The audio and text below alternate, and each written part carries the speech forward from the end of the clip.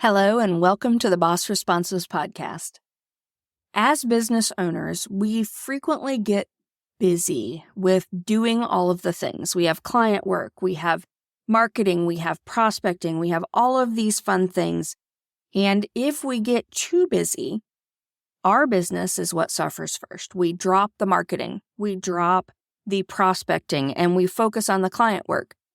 That can be really detrimental to your business. You need to make sure that no matter how busy you get, a certain percentage of your week is spent marketing for new clients. We talk about that with today's question, and this is one of those topics that I really hope you will walk away with something that you can directly apply to your business. So spend the next 10 minutes taking notes and getting ready to apply this to your business. Let's jump into today's question. If you're a freelancer, business owner, or anyone who deals with clients, you're in the right place.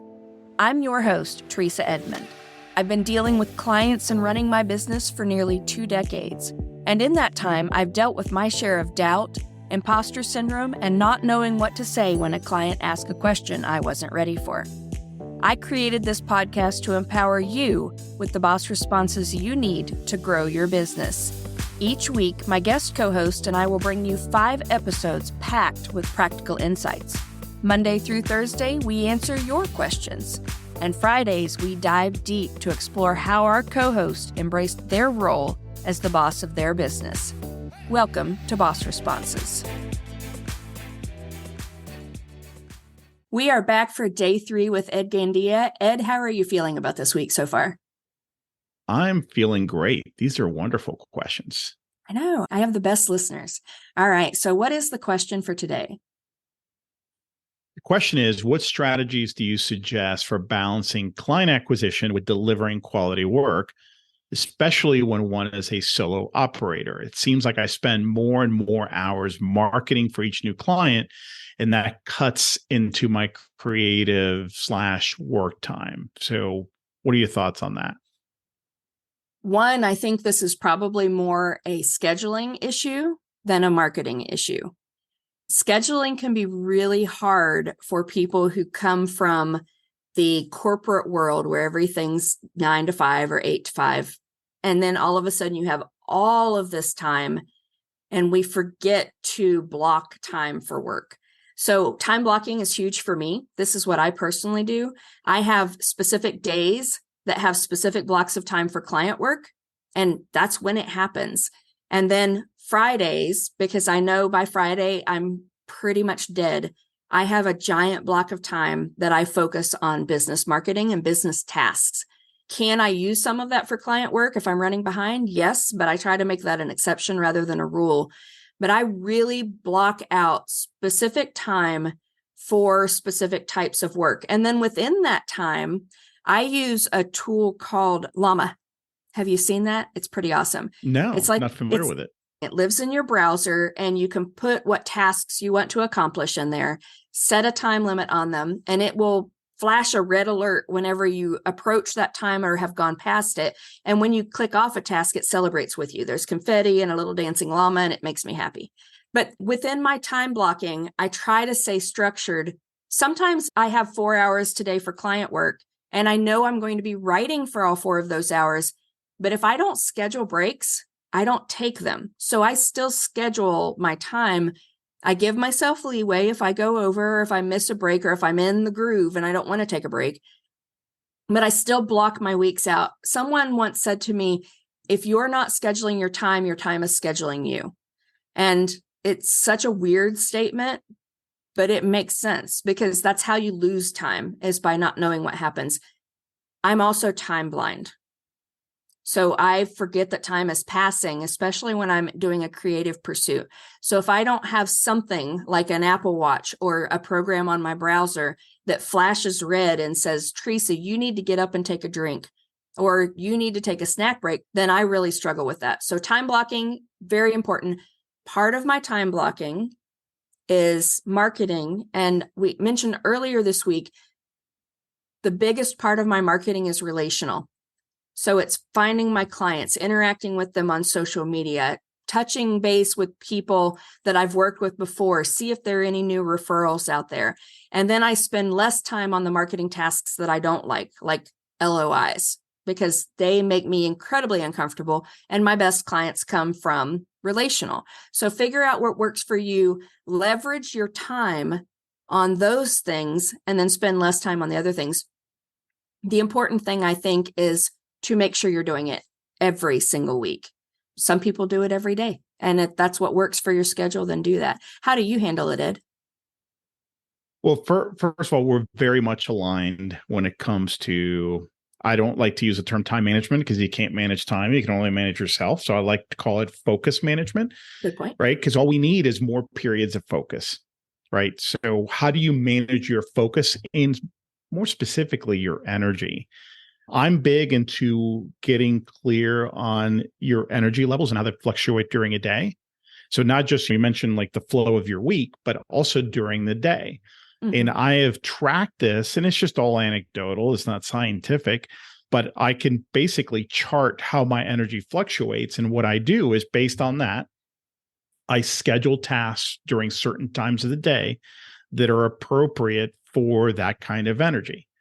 And it works beautifully for me. So, and that's for everybody, if you take the time to do that, because you're going to be able to get into a flow state much more easily for any one of those tasks if you have the right kind of energy. I also love what you said about basically time blocking and having, I call it themes for your days. So knowing when you're going to do certain activities like marketing and batching, clustering tasks, doing really nice focus sessions like you talked about. I have very specific, I work in 2-hour increments with a big break in the middle. So all those things, I've always said, look, give me your schedule. Let me sit next to you. I guarantee you I can find 30% productivity improvements overnight. I mean, I know that sounds crazy, but literally I can help you in a day or two. We can get you 30%. So that takes care of a big part. So I'll talk a little bit more about the marketing side. One is you need to systemize what you do and when you do it. You talked about the when, but let's talk a little bit about what you do. So obviously this person is already doing quite a bit of marketing, it sounds like. And that's the problem, is like, this takes a lot of time. Well, free up some time, but then, okay, focus on what's working. Be honest with yourself. What seems to be working more than something else? Even if it's not what other people say you should be doing, if it's working for you, and just do more of that. Okay. So systemize what you do, systemize and standardize when you do it. And you need to treat it very methodically. I focus more on the consistent execution of certain tasks than I do on the outcomes. I'll give you a quick example outside of this. Everyone that tries to meditate wonders, am I meditating right? Am I doing it right? Am I doing it right? And if that's your concern, you're never going to do it right. So what I do is I don't really care if I'm doing it right. I sit there with my eyes closed, focusing on my breathing, using a guided meditation app, but very limited guidance. And I just care about maintaining my win streak, my run streak. I want to make sure that I'm doing this every single day, that I can check the box. And if you just focus on checking the boxes consistently, day after day, week after week, then it just becomes so much easier. If you do that, the results will come. But if you obsess over the outcomes, that's going to be really difficult. And then the last thing I would say is you need to have a rule in terms of how much time you're going to spend on it. And I'm big on percentages for that. I say allocate 10% of your work week, which is great because that adjusts no matter how much time you put into your business. If you put in 40, 45 hours, guess what? That's 4 to 5 hours a week. If you only work 20 hours a week, then that's 2 hours a week. Okay. But commit to that and then have a plan for how you're going to use that time, which would be then the obvious next step from that. It's don't just, okay, I'm going to spend 4 hours this week. Great. On what? When? Is it scheduled? Is there an alert set to it? And by the way, are you willing to treat those time blocks like you would a doctor's appointment? And if you do all those things, the stuff is going to happen. It's going to get done. Bottom line. Your business time is important. Working on client work is important. Don't underestimate the importance and say, well, I could just do it later. Treat it like an appointment. I set appointments in my calendar. I have appointments for specific work and it has to happen then. Like tomorrow, I am working on a case study and it's blocked out already. And that's when I have to work on it. So I'll hold myself to that. Now, if you're not following Ed on LinkedIn, you should be, number one. But Ed, a week or so ago, like I said, I'm time blind. You talked about rating your clients. And I was so intrigued with that. And I'm going to start doing it. So if you're my client, please know I'm providing or I'm assigning you a value from now on.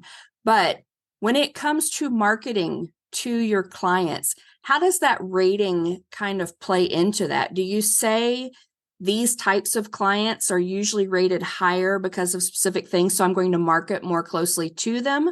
Or does that even play a role at all? Well, if we're talking about clients or prospects, so existing clients. Yeah. Do your existing clients and their quality impact who you're looking at as prospects? Oh, absolutely. Because I'm trying to model that and I'm trying to find more like them. And if I really understand who my ideal client is, and the ideal, you never quite achieve that. To me, the ideal has always been kind of an amalgamation of these people that there's no single person who embodies all of these qualities, but I use that as my guide. And I'm looking for more people like them. And it absolutely shapes who I go after. And fortunately, some of these factors are invisible, right? Nobody is raising their hand or putting something on their LinkedIn profile saying how great they are to work with because of these reasons, right? So you have to kind of look at outside factors and then make a determination. But it's not until you get into that first conversation that's when you really know. And that's when you can ask better questions because you know what you're looking for. Right. And those initial conversations, it all comes back to relationships. But one of the ways I think that we can really make our marketing time more effective is by looking at the clients we already have that we really enjoy working with and finding more clients specifically like them. We know who they are. We know what they respond to. We already know how they work, and we can directly apply that to our marketing, whether it's building those relationships, interacting with people on social media, or even what you say when you send someone an email to make it more effective. So build on what already works, like you had already said, but consider who the clients are as people and your rating system if you have one, and make sure you incorporate that into your marketing in some way. And I think it'll make it much more effective. All Absolutely. right. That was day 3 with Ed Gandia. Come back tomorrow for day 4.